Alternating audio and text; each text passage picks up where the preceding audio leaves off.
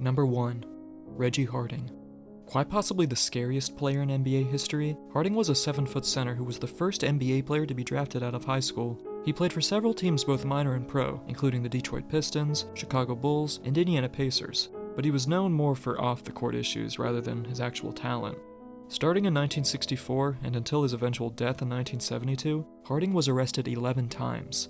As a high schooler in 1960, it's alleged that Reggie held Supreme singer Florence Ballard at knife point outside a Detroit ballroom and proceeded to do something disgusting that I can't say here unless I want this video to be age restricted.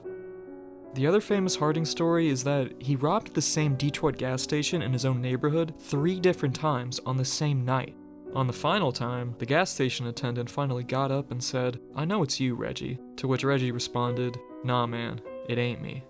His Pistons teammate Dave DeBusschere went on record to say how intimidated the rest of the Pistons players were around Harding, and that he would carry a gun in his gym bag. Harding was suspended the entire 1966 season, during which time he became addicted to heroin, apparently spending $100 per day on the stuff for the next 3 years. In July of 1969, Harding was placed on probation after 2 burglary charges and a concealed weapons charge. 2 months later, in September, Reggie failed to report to his probation officer, and he also helped boost a 14-year-old boy into the window of a house that they were both planning to rob, which was ultimately the straw that broke the camel's back. Harding was sentenced to 2.5 years in prison in October of 1969 for violating his probation, with Judge Joseph A. Gillis saying, quote, "You have exhausted the resources and the patience of this court, and of all the friends who have tried for several years to straighten out your life. This is the end of the line. You have let us all down." Now we flash forward to Friday, September 1st, 1972. After attempting a failed NBA comeback, Harding was sitting on the corner of Kercheval Street in Detroit. This is where he had been spending most of his time the last few months, hanging out with friends, drinking. One of these friends Harding had was a 26-year-old man named Carl Scott. Scott was a man who had also been charged with burglary in the past, and was about 4 months removed from his most recent stint in Jackson Prison. Harding and Scott seemed to get along fine as friends. In fact, the previous week, Reggie had invited Scott to come with him to church, which Scott agreed to. Now, the details of what happens next are somewhat unclear, but essentially, Reggie, Scott, and a few other friends were standing on the corner talking when, suddenly, Carl slapped Reggie across the face. Some accounts say the two got into a verbal argument, others say Carl attacked Reggie unprovoked. Carl then slapped Reggie a second time, which angered Reggie, who retaliated back. Carl ran off after Reggie hit him. 20 minutes later, Reggie was walking to a friend's house when he stopped on the corner of Parkview and Kercheval to talk to a group of women. At that moment, a car pulled up not too far away from Reggie and parked. Carl Scott exited the passenger seat with a pistol in hand. He began marching towards Reggie. Reggie, who thought Scott was just playing a joke on him, smiled and said, "If you shoot me in the head. I don't want to feel no pain." Carl Scott then fired a shot at Reggie, who collapsed on the sidewalk and screamed, "Why? Why? Man, you shot me." Carl shot Reggie in the head a second time, and then jumped back into the car that had driven him to the crime scene. The driver pulled away in a hurry. Harding died 16 hours later at Detroit General Hospital at 1:30 p.m. on September 2nd, 1972. He was 30 years old. Carl Scott was later found hiding out in Cleveland and was arrested in 1973. Number 2. Jack Molinas. Known more for his gambling scandals than his career as a player, Molinas was a 6'6" forward who played for Columbia University, where he won the 1953 Ivy League championship and was drafted 3rd overall by the Fort Wayne Pistons in the NBA draft later that year. He was actually selected to be in the 1954 All-Star Game, believe it or not, beating out his teammates George Yardley, Larry Faust, and Mel Hutchins. These are Hall of Famers and legends of their era, by the way. But Molinas was suspended by the NBA in January due to the fact that he was betting on his own Pistons games, making him the original Jonte Porter, if you will. Molinas was actually active during the infamous 1950-51 college point-shaving scandal, and although he was never charged for being involved, there has been speculation over the years that he did in fact play a part in throwing games. Something we know he definitely did play a part in was the 1961 college point-shaving scandal. After his NBA suspension, Molinas spent the rest of the decade playing for various Pennsylvania minor league teams in the Eastern Professional Basketball League. In 1957, an old friend from his Columbia days, Joe Hacken, who had been convicted of bookmaking 9 times by the way, approached Molinas about potentially fixing college games. Molinas then reached out to a St. Louis gambler by the name of Dave Goldberg and members of the Genovese crime family, boss Thomas Ryan Embly, and his enforcer, Vincent the Chin Gigante. While other accomplices were later recruited by Molinas, these two mob connections are the most relevant to his eventual murder. In total, 50 players from 27 colleges were implicated in the scandal, but it was Molinas' direct bribe of Bowling Green's Billy Reed that landed him in hot water. He was convicted and sentenced to prison in 1963, but he got out on parole in 1968, and 2 years later, he moved to Los Angeles, California, where he was arrested again in 1973 for shipping pornographic films from LA to Memphis, and for importing furs from Taiwan. On August 3, 1975, Molinas was standing in the backyard of his home in the Hollywood Hills at 9246 Thrush Way. Only a few hours earlier, he had picked up an old New York friend from the airport named Shirley Marcus, who he then took to his house.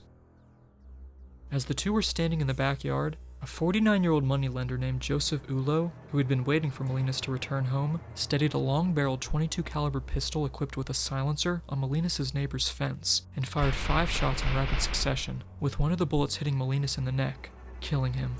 Marcus was also hit, but she survived the shooting. Ulo then jumped into a getaway car driven by a 43-year-old man named Eugene Connor. They drove off, and Ulo gave Connor the gun to dispose of, but due to him not wanting the gun to go to waste, Connor instead stashed the weapon in a safe rather than getting rid of the evidence, which police later discovered. Connors claimed Ulo murdered Molinas due to an unpaid debt of $50,000, but there's been speculation that the murder may have been mafia-related, both because of Molinas' connections, and because the year prior, Molinas' business partner, Bernard Gussoff, was found beaten to death in his apartment. Molinas and Gussoff both held a $500,000 life insurance policy on each other, which the other would claim if one of them were to die for some reason. When police came to initially question Molinas about his business partner's death, he reportedly evaded them and later collected the $500,000 policy. Molinas was 43 years old at the time of his death. Number 3. Joe Fulks.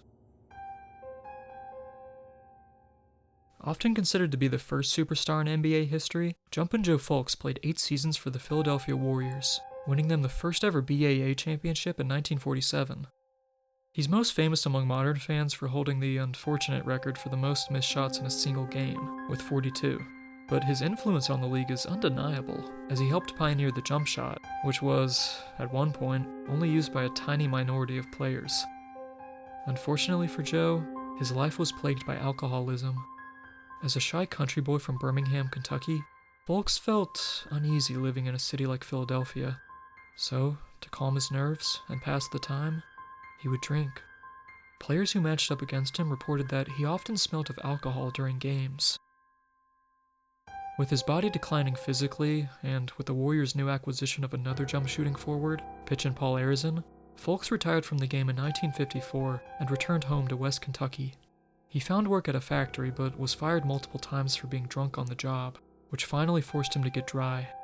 He remained that way for years, until he attended the NBA's 25th anniversary celebration in San Diego, 1971. As he reconnected with his old friends and rivals, he started drinking during the celebration, and, unfortunately, he took the habit home with him to Kentucky, leading to a divorce and the breakup of his family. Fast forward to 1976, and Joe Fulks is a 54-year-old prison recreation director at Kentucky State Penitentiary.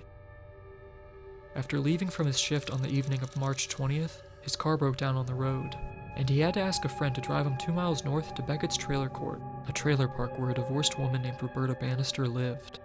Fulks and Bannister had been dating for some time at this point, but on this particular night, Bannister's 22-year-old son from her previous marriage, Greg, and his wife Sharon, happened to be visiting Roberta as well. Greg had an undying loyalty to his birth father, and was resentful over the fact that Fulks was now dating his mother. After an hour of staying in Roberta's trailer, Fulks asked Greg if he could help him fix his car that had broken down a few miles away.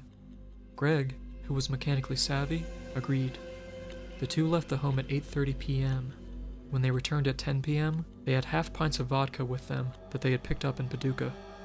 The two reportedly were in good spirits, but upon entering the mobile home, they proceeded to get into an argument at the kitchen table, concerning ownership of a .38 caliber pistol. The drunken argument dragged out so long that Sharon ended up going to bed. At 3 o'clock in the morning, Roberta pleaded with Joe and Greg to go to bed and to please stop arguing. Fulks then took the .38 and headed to the bedroom in the back of the trailer. Greg followed him and demanded that Joe give him the gun. The two argued for another 25 minutes before Greg finally stormed off. He went outside to retrieve a double-barreled 20-gauge shotgun in the trunk of his car. At 3:40 a.m., Greg returned to the bedroom, where Joe was in the process of getting undressed. "Go home," Greg shouted at Joe. Sharon then woke up from the other room and began getting dressed, when she suddenly heard the sound of a gunshot. Greg had shot Joe Fulks point blank and severed the carotid artery in his neck. A blood test later revealed that Greg's alcohol blood level was twice the legal limit in Kentucky. Fulks was buried in a small cemetery in Marshall County, Kentucky. He was posthumously inducted into the Naismith Hall of Fame in 1978. Number 4. Jim Bradley. James Arthur Bradley was a 6'9" forward from East Chicago, Indiana, who led his Roosevelt High School to the 1970 Indiana State Basketball Championship and went on to be named the Player of the Century at Northern Illinois University. He was described as the Wilt Chamberlain of the early 70s due to his ability to rack up triple-doubles. Aside from this Sports Illustrated photo of him in a cornfield, his most famous college moment was undoubtedly when he scored 24 points and grabbed 20 rebounds in an 85-71 blowout win over Bob Knight's Indiana Hoosiers. He had a remarkable sophomore and junior season, but was suspended for 9 games by the NCAA for playing in a benefit game under an assumed name. Angered, Bradley decided to skip his senior season and play for the Kentucky Colonels in the American Basketball Association, which is where he would win a championship in 1975. Yes, technically speaking, Bradley never played in the NBA, but he was drafted 48th overall by the Los Angeles Lakers in the 1974 draft, and after his final season in the pros with the Denver Nuggets in 1976, he signed a contract with the Portland Trail Blazers in September of '77, before being waived later that month. While he was out of the pros at 23, he still played ball for the Rochester Zeniths and the Continental Basketball Association from 1978 to '81, during which time he won 2 championships. There's not much concrete proof out there that would explain his inability to stay in the pros. In fact, much of the information that's out there about Jim Bradley is mostly hearsay, with some citing a lack of personal discipline and demons that affected him career-wise. But it's quite unclear what they were specifically, as Bradley's friends and family have denied rumors that he was mixed up with drugs, which makes the details surrounding his death extra confusing, but I will summarize it the best I can. In the early hours of February 20th, 1982, Bradley was drinking at the New Copper Penny Club in Portland, Oregon. At the time, his fiancée Pam Fitzgerald was 8 months pregnant with their son, and reportedly, Bradley was in Portland to try out for the Trailblazers again. The Copper Penny Club, however, was in a rough part of southeast Oregon, and was infamous for all sorts of shady activities that went down there, mostly involving drugs. At 3 a.m., Bradley left the club and was walking along the sidewalk near the intersection of Southwest Park and Salmon Street, when he was approached by an unidentified man who suddenly shot Bradley before evading the scene. The police found Bradley gunned down in an alleyway, and although they transported him to a hospital, Bradley would die from his wounds at the age of 29. The police's initial theory was that Bradley had been involved in a drug deal gone wrong, but others have said that this is false, and that Bradley was simply in the wrong place at the wrong time. Since Bradley's killer has never been found, the case remains unsolved to this day. Number 5. Gary Suter. Suter is one of the most ridiculous players to ever play in the NBA. Suter played only 1 season for the Cleveland Cavaliers in their inaugural 1970-71 season, and caused enough strife to the franchise to last a lifetime. He wasn't half bad in college, especially his senior year at Midwestern State when he averaged 22.1 points and 15.4 rebounds a game. But on the Cavs, he averaged a whopping 1.5 points per game, and can best be described as JaVale McGee during his peak Shaqtin' a Fool days, times 10. On the best of days, Suter was getting himself locked in team locker rooms, airplane bathrooms, knocking himself unconscious on accident, and hoarding pizza boxes, Beatles records, and Mad magazines. On his worst days, he would steal his teammates' personal belongings, drive off without paying for gas, hire a prostitute to pose as his wife in order to get more money from the Cavs front office, and defeat a gambling addiction that would make both Michael Jordan and Charles Barkley gasp. Rather than focusing on basketball, Suter would spend most of his time in seedy pool halls, losing bets, and then not paying them, a habit which would come back to bite him later in life. In the early morning of October 23, 1982 in New Mexico, two men named Gary Randall Hogsett and John Waters left to find Suter, who owed Hogsett $275 in gambling debts. The pair found Suter eating at a local restaurant and coerced him into getting into Hogsett's pickup truck to drive towards Rio Rancho, New Mexico, under the pretense of a card game. Hogsett and Waters took Suter to the North Beach area of the Rio Grande River, a remote area that Hogsett was very familiar with. Eventually, the subject of Suter's gambling debt was brought up, which caused him and Hogsett to get into a heated argument. Hogsett then pulled a .357 Magnum out of his truck and shot Suter in the hand, the chest, and the head before dragging his body 30 miles off the road to hide in a bush near the river. Before leaving, Hogsett looted some jewelry off of Suter's dead body. The next morning, two hunters discovered the corpse. Hogsett was later found trying to pawn the jewelry off to an Albuquerque pawn shop, which led to the police soon figuring out what had happened. Suter was 37 years old at the time of his death. Number 6. Bob Hogsett. Hogsett was a 6'7" power forward from Tennessee who played one season for the Detroit Pistons in 1967, next to Reggie Harding, oddly enough, and the Pittsburgh Pipers in 1968, who would go on to win the first ABA championship. After leaving the pros, he coached basketball at both the high school and collegiate level while he earned his master's and doctorate. He then worked a series of jobs in my home state of Virginia, including being a teacher of health and physical education at Radford University, an administrator at the Foundation for Appropriate Medical Care in Salem, and finally, an administrative job at the Veterinary Medical Teaching Hospital at Virginia Tech in 1983. On December 5, 1984, Hogsett was leaving the Veterinary School Administration building and crossed paths with a man named Louis Dowdy, who worked as a carpenter on the campus. As the two walked past each other on the sidewalk, Dowdy suddenly produced a gun and shot Hogsett in the chest before turning the gun on himself. Hogsett survived the initial shooting and was able to walk 35 feet to the Virginia Tech lobby, where he yelled, "I've been shot," before collapsing to the ground. He was rushed to the Montgomery County Hospital and pronounced dead at the age of 43. The shooter, Louis Dowdy, was a mentally ill man who believed that the Virginia Tech administrators were plotting a conspiracy to assassinate him because he had tried to earn some disability claims after injuring his back. The reason Dowdy shot Hogsett in particular was because he thought he heard him say, "There's one of them now," when the two walked past each other, which Hogsett definitely did not say. Psychologists later found out that Dowdy had been suffering from hallucination and depression for some time by that point. Dowdy survived the attempt to take his own life, and was later acquitted on account of insanity in 1986. Number 7. Sid Tanenbaum. Sidney Harold Tanenbaum was a 6-foot star at NYU in the 40s. He was a 2-time consensus All-American and was honored as the best Jewish athlete in the nation in 1947. By the time he left NYU, he had scored 992 total points, the most in the school's history at that point in time. He played in the BAA, which was the precursor league to the NBA, for the New York Knicks and for the Baltimore Bullets, before stepping away from basketball in 1949 due to a disdain for travel. Tanenbaum had recently married, so he decided to shift gears and work in his father-in-law's metal shop, Able Metal Spinning and Stamping, located in Far Rockaway, Queens. Eventually, Sid became the shop's president and was well liked in the community. The neighborhood he did business in was a poor one, so Sid would graciously lend money to people who were in need. One of these people was Molly Dutson, a 37-year-old woman who Tanenbaum had lent money to many times before in the past.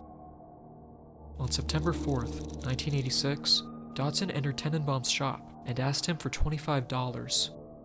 On this particular day, however, Sid refused.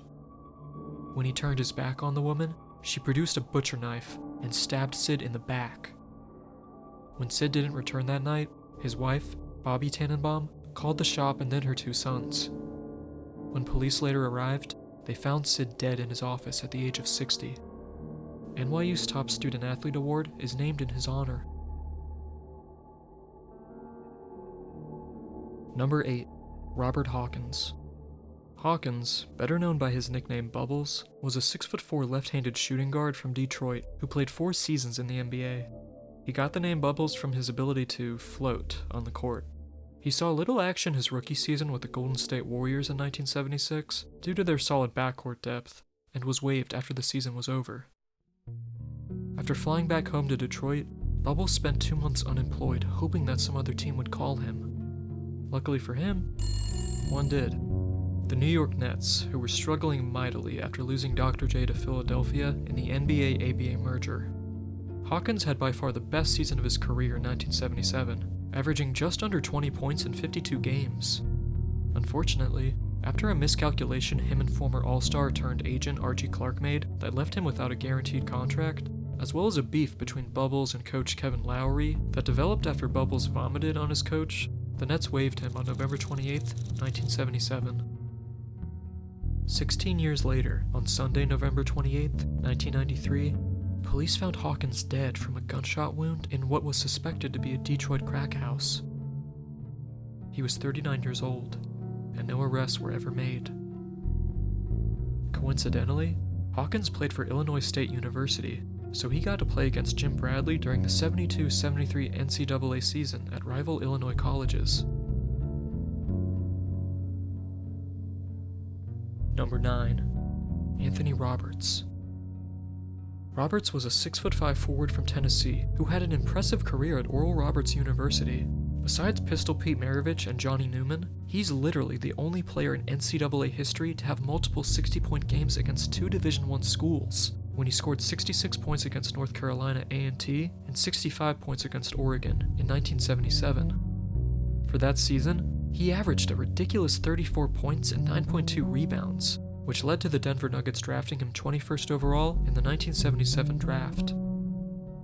He was a key starter in the Nuggets' 1978 and 79 postseasons, but unfortunately, an illness derailed his next season, and the Nuggets waived him on November 27, 1980.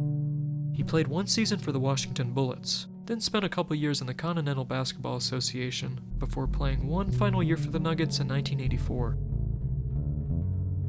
In the early morning on Saturday, March 29, 1997, around 12:30 a.m., Roberts got into an argument with 2 men in the parking lot outside of the Ashley Park Apartments complex in Tulsa, Oklahoma. Suddenly, one of the men shot Roberts in the back and left the scene. When authorities arrived, Roberts was pronounced dead at age 42. 2 days later, the shooter turned himself into the police, revealing himself to be a 19-year-old named Brent Allen Kilby. He was sentenced to life in prison for first-degree murder. As of this video, he's still alive, at 48 years old. Number 10. George Trapp. Born in Detroit, Michigan in 1948, Trapp was a 6'8" forward who played under Jerry Tark the Shark Tarkanian at Long Beach State and was a 2-time Pacific Coast Player of the Year winner, which led to him getting drafted 5th overall by the Atlanta Hawks in 1971. George was the brother of 1972 Laker John Trapp, though by most accounts, George was definitely the nicer of the two. Trapp played 2 seasons for the Atlanta Hawks before getting traded to the Detroit Pistons, where he spent the last 4 years of his career as a solid bench player who helped them reach the playoffs in each of those 4 seasons. Trapp actually played on the same team as Jim Bradley in the Continental Basketball Association, the Rochester Zeniths, for a little bit in 1978, before spending the entire 1979 season playing in the Philippines. On January 11, 2002, Trapp was living in a house on Ohio Street in Detroit's northwest side with a man named Jerome Miller, who was 49 years old. The two got into an argument that escalated into Trapp striking Miller with an ashtray. Angered, Miller retaliated by stabbing Trapp in the abdomen. Trapp was rushed to the Sinai Grace Hospital and underwent surgery. It was ultimately successful, and he was released 3 days later. But the wound later became infected, and Trapp had to be readmitted to the hospital to undergo surgery a second time. This time, however, the doctors were unable to successfully close the stab wound. Trapp developed pneumonia and died at the age of 53. Number 11. Bison Dele. Possibly the most widely known case on this list, Bison Dele, formerly known as Brian Carson Williams, was a 6'10" center who is most often remembered for his brief stint with the Chicago Bulls in 1997, but he had solid seasons as a starter for the Clippers and Pistons. Despite being the highest earner on Detroit in 1999, Dele reportedly had a tumultuous relationship with the front office, and had lost his passion for the game of basketball. Thinking he had earned enough from his career, and wanting to see what else life had to offer, he stepped away from the game at the age of 30 to explore other ventures. He was an avid explorer who earned his pilot's license and later bought a boat that he named the Hakuna Matata. During the summer of 2002, Bison embarked on a boat trip across the South Pacific, accompanied by his girlfriend Serena Carlin and the boat's skipper, Bertrand Saldo. They traveled to Australia and New Zealand before the group were joined by Bison's 35-year-old brother, Kevin Williams, who had come to the South Pacific to visit his girlfriend, Erica Weiss, who had planned her own trip to Tahiti months earlier. Growing up, the Williams boys resembled each other closely, and weren't too far off in height either, with Kevin being 3 inches shorter than his bro at 6'8". But due to asthma, Kevin's basketball skills were a clear step below Bison's, a fact that bothered him severely as a kid. When Bison was drafted 10th overall by the Magic in 1991, Kevin reportedly was elated, nothing other than proud for his younger bro. But over the years, Kevin became increasingly reliant on Bison to help him out financially due to his alcoholism, asthma, depression, and multiple suicide attempts. Kevin, now going by the name of Miles DeBoer, was reportedly moody and got into several arguments with Bison on the trip, despite the fact that he told the skipper that he wanted to come to mend his relationship with Bison. On July 6, 2002, the Hakuna Matata set sail from Moorea, Tahiti to Honolulu, Hawaii. No one would see the group or the boat for the next 2 weeks. After 3 satellite phone calls were transmitted from the boat, they were promptly stopped on July 8th. On July 20th, DeBoer returned to Moorea on the Hakuna Matata, alone. His girlfriend, Erica Weiss, arrived in Tahiti not long after, and the two promptly spent 1 week together at the Pearl Beach Resort. But what had happened to Bison, Carlin, and Saldo? Several of Bison's business contacts in Colorado and Michigan filed missing persons complaints. In August of 2002, the police got their first inkling of a clue. DeBoer, in possession of Bison's checkbook and attempting to pass off Bison's passport as a form of identification for himself, tried buying 461-ounce gold and eagle coins from Certified Mint Incorporated, a Phoenix, Arizona gold dealer. The bank reached out to Bison's assistant, Kevin Porter, about the transaction. Porter notified the authorities. On September 6th, the police set up a sting operation and promptly arrested DeBoer when he attempted to collect the gold. DeBoer underwent a grueling 7-hour-long interrogation where he reportedly acted manic and sweated profusely. At one point, the police called Kevin Porter in to see if that would produce any useful information. DeBoer claimed that Bison asked him to buy the gold, and that the other passengers on the Hakuna Matata were alive when he last saw them. Around the same time as the arrest, the Hakuna Matata, which had had its plates removed and was registered under a new name, was discovered to have patched up bullet holes on the body of the boat. But, unable to prove that DeBoer wasn't acting on behalf of Bison's request to buy gold, the police had to release him. The following day, DeBoer flew to meet his girlfriend in California. When she asked him what had happened on the boat, he finally gave an answer. On the Hakuna Matata, Bison and DeBoer had gotten into a nasty fight, one that escalated into a physical altercation. Attempting to break it up, Carlin intervened, but was flung down to the ground.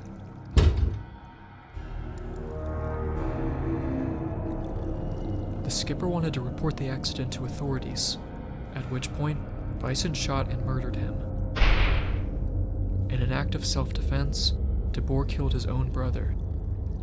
He then tossed the 3 bodies overseas with weights attached, sinking them to the bottom of the ocean. The following day, DeBoer fled from California to Tijuana. He spent 1 week there before a passerby found him on a park bench in a coma as a result of an insulin overdose.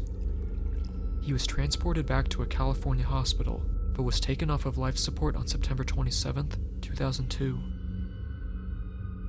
Erica Weiss told the authorities what DeBoer had told her, but after further investigation, forensic experts found DeBoer's story highly questionable and later debunked it. Some believe that DeBoer took his own life out of fear of ending up in prison. After his initial arrest, he called his mother, Patricia Williams, and said, quote, "Mom, I just need you to believe me. I wouldn't hurt my brother. I need to know that you love me before I die. I can't go to prison. You know my personality is the type that I can't survive in prison. Nobody will believe my story." To this day, Bison Dele, Serena Carlin, and Bertrand Saldo's bodies have never been recovered. Number 12. Ozell Jones. Useless basketball trivia fact number 754. Jones was the first player to wear the number 8 for the San Antonio Spurs, which was the only team he played a full season for, in 1985. The number 8 is symbolic, as he helped the Wichita Shockers make the Elite 8 in 1981. Unfortunately, the NCAA interfered.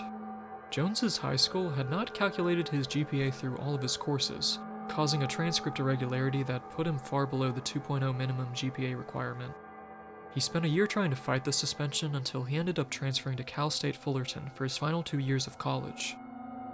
After spending most of 1986 playing in Italy, Jones was signed by the Los Angeles Clippers late into the season and played 3 games for them. He spent the rest of his career playing for minor league teams in the CBA. After his playing days were over, Jones operated a big and tall men's apparel store in California. On Thursday, September 7th, 2006, relatives entered Jones's apartment and found him dead on the floor at age 45, bleeding from a gunshot wound to the upper torso. To this day, the case remains open. Number 13. Howard Porter.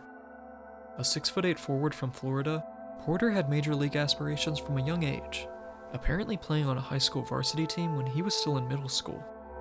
At Villanova, he shined as a 20-point, 15-rebound per game All-American, who won the Most Outstanding Player award in the 1971 NCAA championship game, even though Villanova lost to UCLA, 62-68. Unfortunately for Porter, his award would later be rescinded after ABA Commissioner Jack Dolph left his briefcase open during the 1971 ABA All-Star Game, and when several reporters looked inside of it, they found a contract Porter had signed with the Pittsburgh Condors, while he was still at school, which was a big no-no for the NCAA. Because of the incident, Porter ended up instead signing with the Chicago Bulls in the NBA, meaning he never got that brand new Chevy he was promised as a signing bonus for Pittsburgh. As a slow back-to-the-basket player, Porter's game didn't translate to the NBA as smoothly, so he remained a bench player for some pretty great Bulls teams of the early and mid-70s. He hopped around to 3 different teams after his stint with Chicago, with his best season coming in 1977 as a member of the Pistons. But a series of injuries, which coincided with a severe cocaine addiction, forced him out of the NBA at the age of 29. He continued to struggle with addiction in the years following, even getting arrested in 1985 for possession. He needed help, so he entered a Minnesota rehab program in 1989. In 1995, he became a probation officer working out of Ramsey County, Minnesota. It seemed like he had really turned his life around, with his supervisor later calling him, quote, a role model, a father figure. However, at 8 p.m. on Friday, May 18th, 2007, Porter left his home, a 1-story bungalow on Eaglehart Street in St. Paul, and got into a Cadillac that he had rented from Enterprise a few days previous, and drove away. He called his wife 2 hours later, but he wasn't seen again until May 19th. Police found him in an alleyway on the 3700 block of Humboldt Avenue North, Minneapolis, 10 miles away from his home in St. Paul. He had multiple blunt force injuries all over his body, and was transported to the North Memorial Hospital, listed as a John Doe due to the staff not recognizing him. Back in St. Paul, Porter's wife Teresa came home to find the TV still on and no sign of Howard. She reported him missing on the 20th. Not soon after, police found the car Porter had rented. It was parked 2 miles away from his home, with blood on the rear bumper and the bloody imprint of a head in the trunk of the vehicle. Sadly, Porter succumbed to his injuries, dying on May 26, 2007, at the age of 58. From there, the details of the investigation that followed and what exactly happened only get more and more complicated, but I'll do my best to give an accurate timeline. On June 1st, an anonymous phone tip led the police to two potential suspects, a 33-year-old prostitute named Tanya Washington and a 29-year-old convict named Rashad Arthur Raleigh. Police held the two in custody when Washington told them the first version of the story. On the night of May 18th, Washington was walking to her house on the 300 block of Sherburne Avenue when Porter pulled up next to her in his car. Porter supposedly solicited her for a date with the promise of money and crack cocaine, despite the fact that he had been clean for several years at this point. When the two made it back to Washington's house, four masked men suddenly burst in and demanded that Porter give them money and drugs. Porter refused, which led to the four men beating him and causing him to bleed all over the floor. He tried to run away but was shot twice by one of the men. Washington said that Raleigh and a man named Snake Eyes had been at her apartment earlier in the day, but she denied Porter ever having been there before the time of the attack. Without any substantial evidence, Washington and Raleigh were released. The police's initial theory was that Porter had relapsed and was killed in a drug deal gone bad, but Porter's friends and families didn't believe that for 1 second. It was only after Raleigh, who was later arrested for committing a separate felony, revealed incriminating information in a series of calls from the Ramsey County workhouse to Washington's house, where he admitted to robbing Porter for money. He was arrested a second time for involvement in Porter's death. At a plea hearing, Raleigh finally revealed what had happened. On the night of May 18th, Raleigh and Washington were drinking and doing drugs at her house with another man named Fred Kinzo King, who it turns out was Snake Eyes. The three concocted a plan where Washington would go out and bring a stranger home, and while Washington would have sex with him, Raleigh and King would rob him. After they had beaten him severely, Raleigh and King went out to Porter's car, where they found his probation officer ID. Now, this is just my personal opinion. I think Porter may have mentioned to Washington that he had played in the NBA, just saying it offhand, leading her to believe that he was a rich man and would be a perfect victim. But once Raleigh and King realized that Porter was not a millionaire and instead just a working man, they got scared. Thinking he was dead from their beatings, they then drove north and dumped his body somewhere in an alleyway. But, as we already know, Porter survived the attacks. Raleigh was charged with first-degree murder and is now serving a life sentence. King was charged with second-degree murder and given 45 years. Washington was sentenced to 10 years in prison.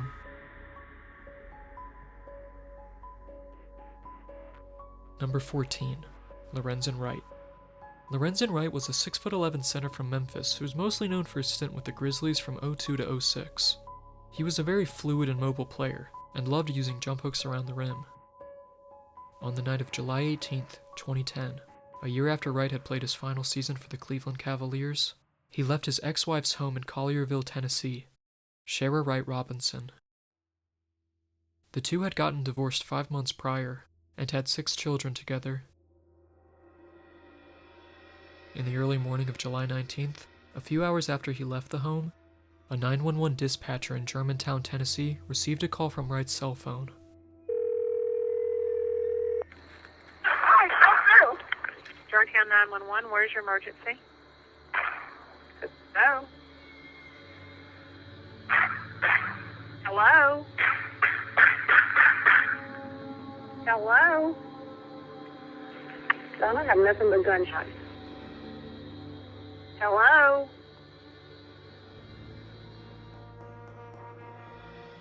Despite the clear sounds of distress, the operator did not report the call right away, believing that it was out of her jurisdiction. Lorenzen's family filed a missing person report on July 22nd, after he had missed a couple of family events. This wasn't like him. The police started looking for answers.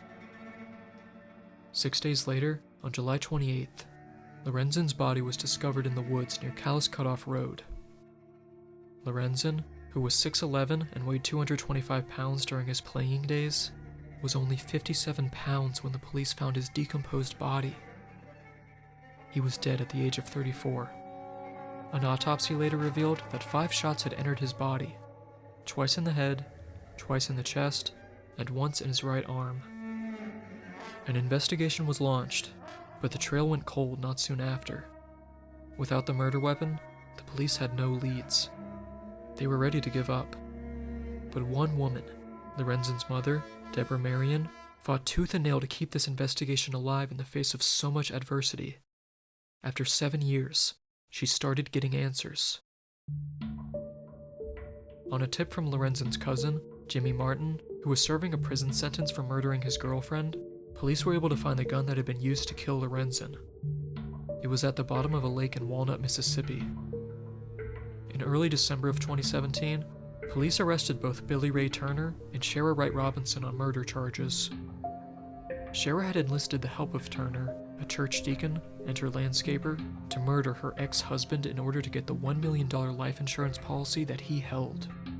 Shara had also orchestrated an earlier attempt on Lorenzen's life in Atlanta, but that attempt failed.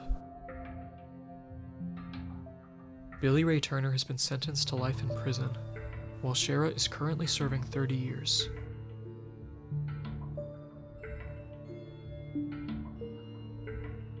Number 15, Adreian Payne.